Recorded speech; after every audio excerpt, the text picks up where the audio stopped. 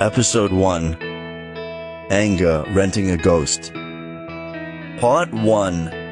Introduction. Shifu here, Soul Science. Let's leave the headlights off and let the stars do the lighting. No gods, no robes, no homework. This is just two people on a bench made of hood, miles from anywhere, and the one thing between us is the truth you already know, but won't name. We're talking anger tonight. It's that hush right before the horn blows, the split second you decide to grip or let go.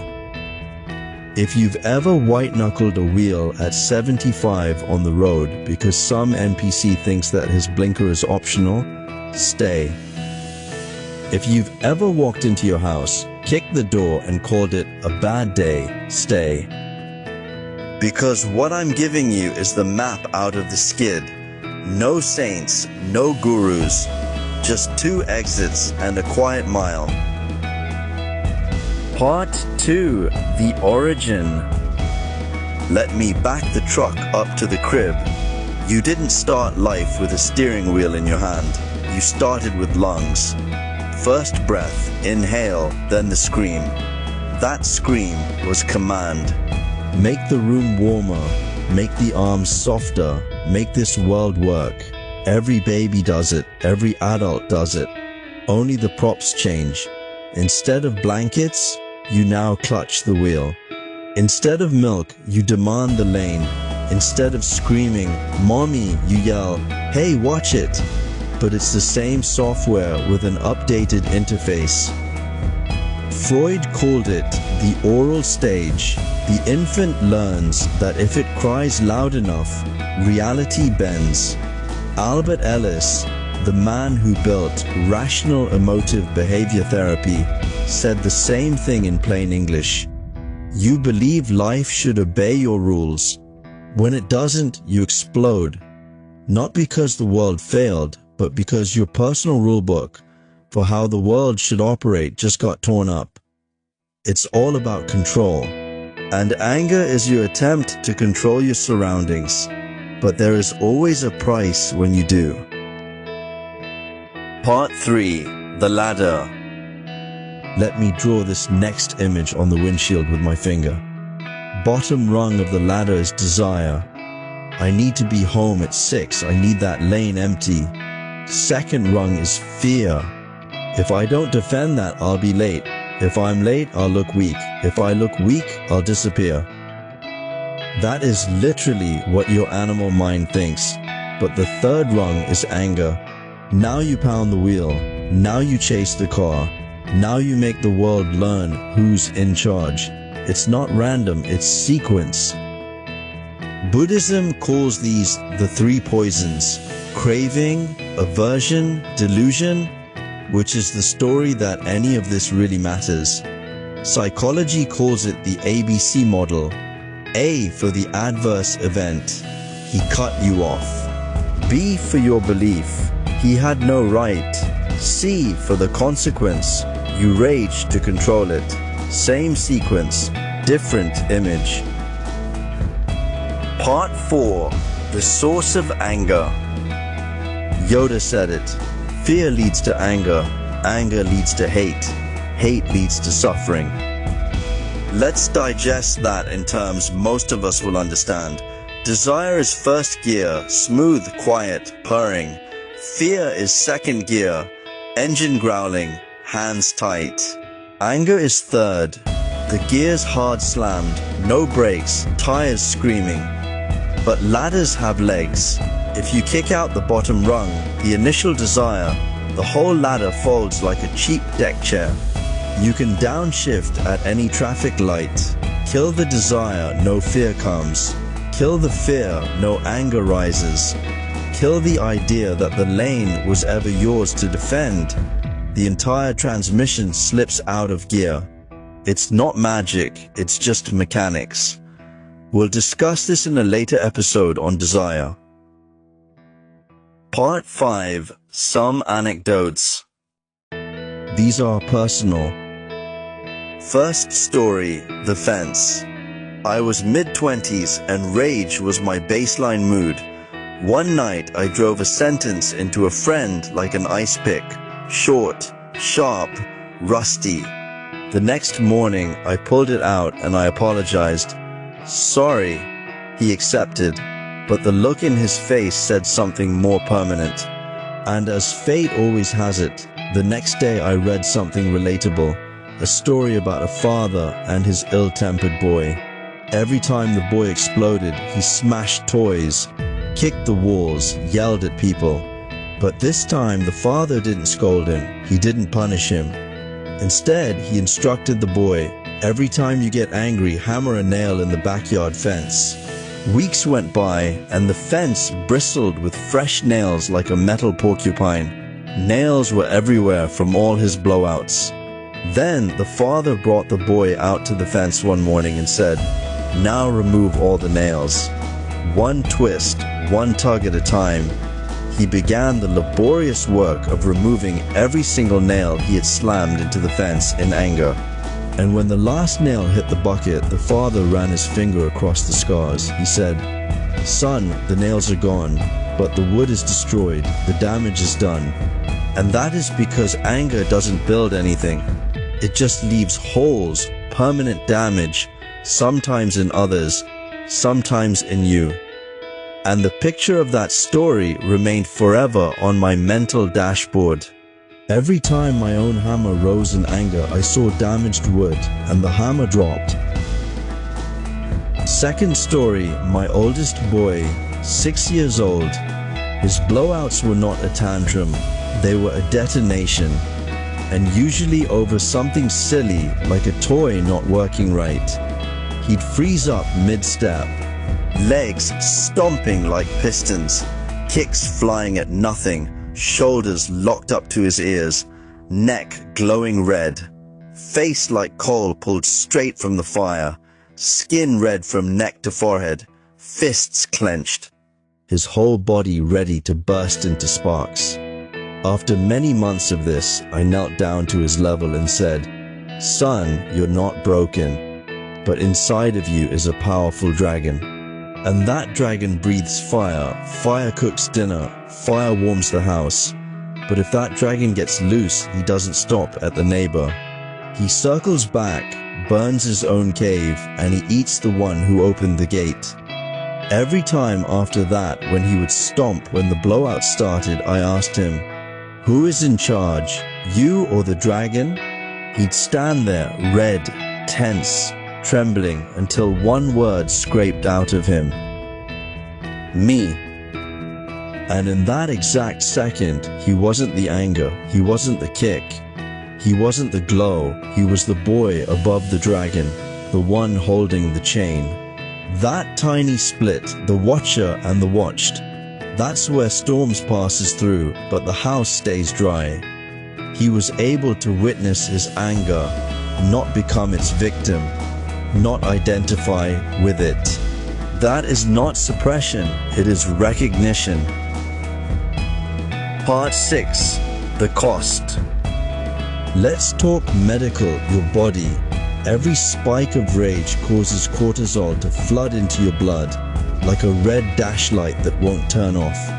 That keeps you up at night, ruins your organs, floods your brain. Your heart starts banging against the ribs like it's trying to punch its way out. Muscles tense up from calves to jaw. Your gut knots up. At night you lie down, but the engine keeps revving inside you. No villain there. Just chemistry proving you were never the owner. And in the end, you're allowing someone else to control you, to live rent-free in your head. You are the slave and you still haven't taught any lesson to anyone. It's a sum-zero game, no winners. Part 7. Karma. Karma literally means action, not fate, not cosmic police. It's simply what you do that keeps happening afterward. It's Newton's third law, dressed in moral skin. For every action, there is an equal and opposite reaction. You flip that guy off thinking it taught him something. Then 5 miles later, your kid calls, Dad, I'm stuck at school. Could you pick me up? You agree. You'll be there right away. But the rage is still riding the throttle. You speed. A cop pulls you over. You get a ticket. Now you're late. The kid waits in the cold by himself. You don't talk all the way home. Not because he's mad, because you still are. You can't let go. He feels it. The air is stiff in the car. He plugs into his phone and goes quiet the rest of the night. That's not punishment. That's just results. That's the road curving with you leaning into the skid. Karma is the pothole that you hit because you were staring at the guy's tailpipes in front of you. If you drive heavy, the surface cracks. Drive light, and the asphalt stays smooth. It's choices creating outcomes. That's karma, action, reaction. Part 8. The self-licking ice cream cone. Here's the trap nobody talks about. You get angry, okay, fine. Then the voice turns on you. Seriously? You lost it over a blinker? Pathetic? Try harder. Fix yourself. Do better next time. Why can't I stop losing it? What is wrong with me? Now you're not just angry at traffic. You're angry about being angry. The snake eats its tail. Fire feeds itself. The ice cream cone serves itself dessert. So here's the simple operating manual. A one-step guide. When anger knocks, let it in like a drunk friend at 2 a.m. Hey there, I see you. Take 5 minutes on the couch, but you're not staying. You don't need to scold it. You don't need to apologize to it. You simply let it be weather. Loud, hot, and short-lived. Because the moment you start yelling at the storm, you become the storm. You become the very thing you were trying to stop. Instead, you do the one thing the storm cannot withstand, name it and watch it. Then you watch itself leave without a name. Practice doesn't make it perfect, it makes it easier. At first it feels awkward, like your first parallel parking attempt. In a few days down the road, you park the dragon in the cage without thinking. No one conquers anger. That would require striving, which is desiring an outcome, which creates fear, which creates anger. No. Let it pass. Let it be. Recognize it. Separate from it. Hold the leash. Part 9. The breeze. Emotions aren't prisoners, and they aren't the prison wards. They're a gentle wind, a cross breeze through an empty living room. Anger blows in through the left window, leaves through the right. Let it sweep the dust, stir the papers, and keep going. We don't slam the window shut. We don't nail boards across. We just feel the air pass through, cool, honest, then gone. That's release. Not repression, which is boarding up every vent, so the pressure builds until pipes burst and the whole cab floods. Not expression, which is flinging the door wide, so the gale knocks over coffee, papers, feelings, then slams back and knocks them all over again. No, release is the open windows. Anger breezes in, you nod hello, it breezes out, and the room's cleaner than when it arrived. Your mind is the empty room. There are 3 roads we can take. Repressed? We shove the dragon back in the cave, requires striving, pads the door. One day the cave explodes and the dragon triples in size, roaring at us for forgetting the key. Expressed? We let the dragon rampage. We yell at the windshield, kick the tire, post a long rant on social media or in a text that we can't take back. 8 seconds of power, then the echo comes back louder, with neighbors watching. You just taught the beast new tricks. But released? We open the gate just enough. Go on, I see you. Wind arrives, wind departs. Anger comes, then drifts out. Dragon wakes up, stretches, yawns, curls up again. No chains. No locks on the cage, just space. That's all. That's the lane you take. Just observe it. Part 10. Old Wisdom. Proverbs 16 verse 32 says, "He that is slow to anger is better than the mighty, and he that rules his spirit is greater than he that rules a city." Grandma said anger is a wind that blows out the lamp of the mind. Same warning. The mightiest driver isn't the one who owns the fastest car. It's the one who keeps the keys in his pocket. The strongest steel isn't in the bumper. It's in the jaw that stays relaxed. Because when you explode, the wall you break isn't the other guy's. It's your own dashboard. If you crack the windshield, good luck seeing straight after that. Yeshua, whose Latin name is Jesus, treated anger itself as spiritually dangerous, equivalent to murder in the heart, and calls for immediate reconciliation and self-mastery instead of letting it fester. He called it repentance. Same story. Turn around 180 degrees. Part 11. The Mirror. Let me shut the engine off for a moment and let's stare straight into the mirror. You know what I see when that driver flips me off? I see my own hand. Me? You? The guy in the Prius? The kid on the bus? The mother-in-law in the back seat? All of us are sparks jumping off from the same battery. Different colors, but the same light. When I hate someone for cutting me off, I'm hating the battery, not the current. Anger is the wall we build between me and them. It keeps out the wind, but it traps the smoke. And by morning the cab's full of ash from the burn. Let go of it, really. Just open your hand and release what was never yours, never in your control. Because in the end, control is an illusion. No one controls anyone. Let the wind cross from window to window. Let the light look at itself in the mirror. Suddenly laying on the horn feels silly, like yelling at your own reflection for not smiling back.